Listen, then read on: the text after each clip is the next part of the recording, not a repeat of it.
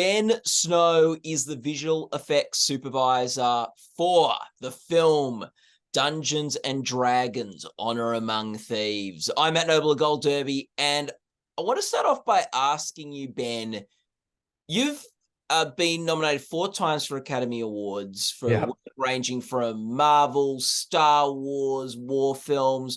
What was different about this project, Dungeons and Dragons, to anything you've worked on before? I think it was the collaboration between practical effects, practical creature effects, and the visual effects teams, and with every other department, because there was such a big variety of stuff. You know, like every film, we go into it saying, how much can we achieve practically? How much can we do for real? How much can we get in camera? And there's a lot of moving parts with things like the different scale comps, portals, and then all of the creatures that we had to do for the film. So it was a big collaborative exercise that required a lot of planning. Of course, we filmed it all in COVID. So we're in these giant meeting rooms around a table spaced 6 feet apart and stuff, having all of these discussions. But yeah, it's just a big variety of work, lots of different challenges. Yeah, and maybe talk us through talk us through how one of the practical creature effects worked. Okay, well, Legacy Effects did a lot of the practical creature stuff, and there's probably a lot more computer graphics creatures, but Shane Mann and I have worked together dating back to Iron Man, the first Iron Man film, and even before that to Galaxy Quest. He's the Legacy Effects special effects creature supervisor. And so we always try and collaborate to build on the practical creatures with a little bit of digital enhancement, So, for example, with the corpses, they had practical makeups for the corpses that our heroes interview in this cemetery sequence. And it's a pretty hilarious sequence. And they had, real actors, very thin actors inside of their costumes. But Shane and I would sit down and Shane's like, look, obviously we can't have cut holes in our actors. So can you guys help us out there? And then, the lips, we couldn't, to get the corpse so thin and to start, we couldn't really get a lot of mechanics in the lips. So can you guys help us out there? So we'd actually meet and discuss what could we do in practical, what could we do in CG? And that was true of all of the effects in the film.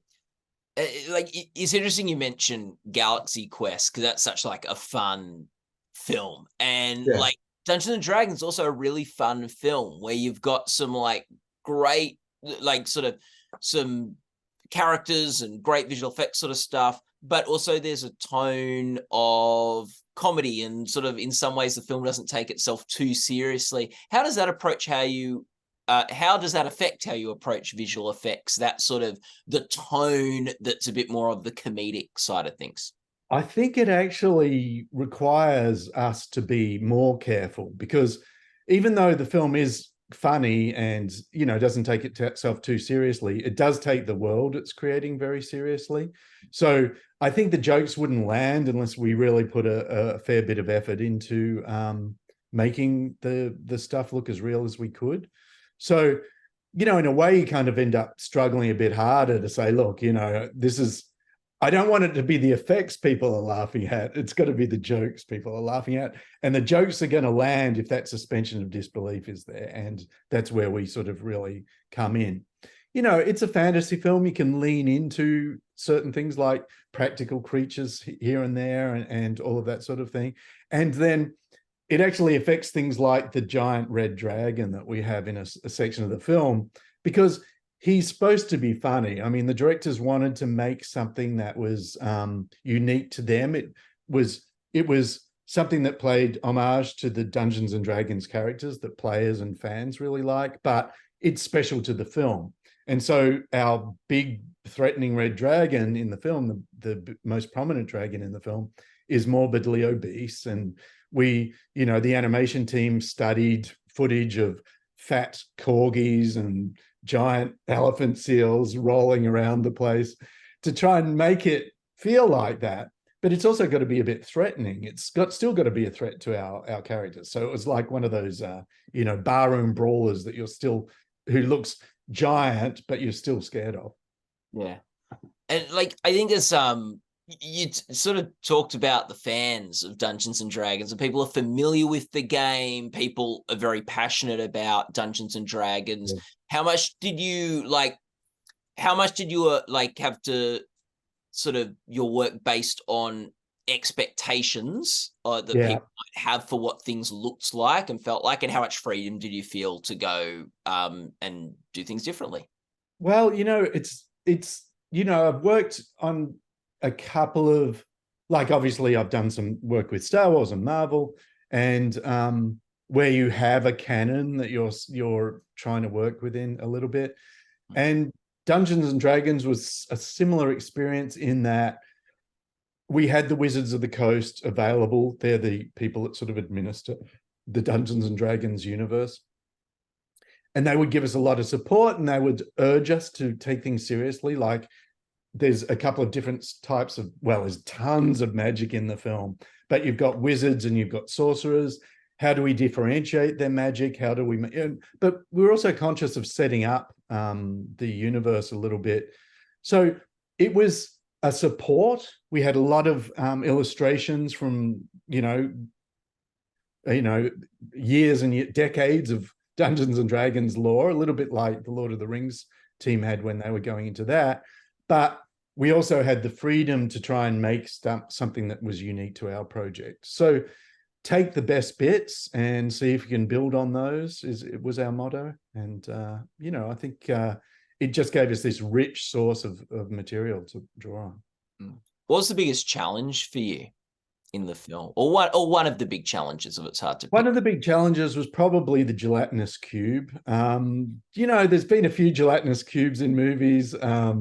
And if you've ever played the game or similar games, like, I don't know if you remember the board game Dungeon, there's a gelatinous cube in that. And okay, how do we make our characters believably interact with this object? We don't want to just go fully CG. So Sam Conway, our special effects supervisor, and I looked at all sorts of different materials, and we did tests with the second unit with high-speed photography, and we spent a few days exploring options. Sam found this very nice wax, sort of soft wax thing that you could actually sort of poke your finger through, and that was semi-permeable, and then these really thin silicon membranes. So we actually were able to take our actors and suspend them off wires and then scrunch these silicon membranes over their faces to get their real face squashed. It was kind of a bit of a discussion point. What happens to someone when they enter a viscous substance like that? And, there's a lot of cool YouTube videos of people making bathtubs full of jelly and encasing themselves in jelly. But, nothing perfect. And I remember sort of this big debate about what happens to their hair, what happens to their clothes. We were shooting during COVID, and I was like, okay, look, the only way we're going to settle this is to show, because I'm saying, look, their hair would get squished back and their clothes would be compressed. So the producer actually sourced, in full lockdown COVID Belfast, a set of Barbie dolls, and Sam made a tub of this gel I was talking about, and we plunged the Barbie dolls into the tub. And there, it was for everyone to see, oh, okay, yeah, the hair gets pushed back and the clothes all get squished up. So we kind of were able to settle that debate and then do a bunch of makeup and costume tests on what we would do to the characters. So when we came to shoot it, we kind of had the characters jump into some membranes in some cases. And then filmed at high speed to try and sort of freeze them at the right moment, and then suspended them and had them, the lower layer of characters were on these sort of lucite tables, the upper layer were on wires. And then we essentially shot that on set, and then again in blue screen, and then added a bunch of very nice computer gel around the edges of them. So a lot of techniques and quite a challenge. Yeah. Another big challenge was there's a lot of weird things where we had to mix different practical elements together, like the carriage chase. There's all these portals that someone goes through. And so all sorts of different techniques for that, particularly because the directors have a fondness for long takes. And there's a particular scene where one of the characters, Doric, who's a shapeshifter, escapes from Neverwinter Castle by assuming the form of different animals. And so she goes, she starts off as a fly, and she flies through this big grain room, and then becomes a mouse, and then becomes a bird, and all of this sort of thing. Oh, becomes herself for a little bit. And so making that as one long continuous shot just involved working with special effects in the art department to say, where does this set start? Where does this set end? How do we get the camera into the floor? Because it's a mouse and the camera needs to be floor level. So we dug big holes in the set and then plugged them up, and then shot passes of that, and then added computer graphics. Sam made a big exploding grain effect that with the shelves falling down for when the fly becomes the mouse. And then we had the actor go through the different things where she was human, and she was great. We spent a few hours with her, filming her doing all sorts of weird stuff, like standing up into a helmet so we could have her emerge. So yeah, it was just a combination of different elements based on previs and storyboards. It was the first thing we started prevising and storyboarding, and the last thing that we finished. Yeah, and it's so frenetic, the movement of camera and stuff while all that's happening as yes. well. Yeah. Oh my goodness. Yeah. We went from a crane. You had to work out the blend. So we start on a crane pulling back from the big grain explosion, and then it pans and it ends up on what we call a rickshaw rig, which is essentially like a giant pram that the cameraman's sitting there with the camera on a bungee, and someone's running along a grip, dragging it just physically as fast as they can. And then she's running down the corridor as dressed in her armor at that stage, and someone chops the head off the armor and it collapses. And at that point, we hand off to another crane, and it just keeps going on. It's kind of crazy. Oh gosh. And the gelatinous cube that you were talking about too, like, also we see people go into it, but yeah, the audience, we go into it as well. So there's so many different perspectives we get, and like on that gelatinous cube. What do you have a favorite scene in the film? In terms of the movie and the jokes, I love where they're interviewing the corpses. I just think when I read that on the page, I just laughed out loud. I thought, this is maybe too funny for this film. It was so good. But one of my favorites actually is the maze at the end. Not at the end, but sort of about 2/3 the way through, our heroes get put in to go into the Neverwinter Games. And I think that was fun because as a fan of D&D, you get to see some of the creatures that we've enjoyed there, like the Mimic, which is this creature that Holger goes to get an axe out, and this chest pops open, and that was a practical chest opening. And then we put a CG creature with all these teeth and this giant tongue in there, and it chases her along the maze for a little bit. And then the Displacer Beast, which is a pretty well-known and influential creature in D&D. Plus the maze itself, the pillars are moving up and down all the time and that sort of thing. So that was a lot of fun to work on. You said as a fan of D&D, have you ever played it? Yeah. So I used to play it, of course, back in college. So it was years since I played it by the time we got here. But the whole visual effects department had a D&D game running actually when we got there. And I heard actually the actors and directors had a game going as well. So it was great to get back into it. Our coordinator, Charlie Rock, was a really accomplished dungeon master, and so he put us through our paces. It was a lot of fun. Oh, great. And like I've never played Dungeons and Dragons. We've got some friends who are pretty into it. What do you take on a role or a character? Yes, yeah. So I was a dragonborn paladin. In the movie, we have a couple of neat dragonborn characters that Legacy did, Legacy Effects, with a nice Waldo-driven head. One of them's one of the counselors at the beginning of the film that they're talking to. And those actually played in the film without any digital enhancement. So they were entirely practical. But yeah, so there's a couple of I'm one of those guys. Oh, nice. Awesome. What do you think? Like, you've been nominated, I mentioned before, you've been nominated for 4 Oscars: Iron Man, Iron Man 2, Star Wars Episode 2, and Pearl Harbor. Yeah. What what does they mean? What does that sort of Academy and award recognition mean to you? I think, of course, this is a cliche because I haven't won one, but it's an Yeah, honor to be yeah, nominated. I It like really is. Basically, the way that they arrive at those nominations is there's a steering committee that, evaluates all of the films. They come up with a list of 10 films, and getting to that list of those 10 films is really, that's an honor in itself. And then they take all of the members of the VFX branch and they vote on which of the 10 films will become. It used to be 3 in most of the times that I was nominated, but now it's 5, and which is great, better chances.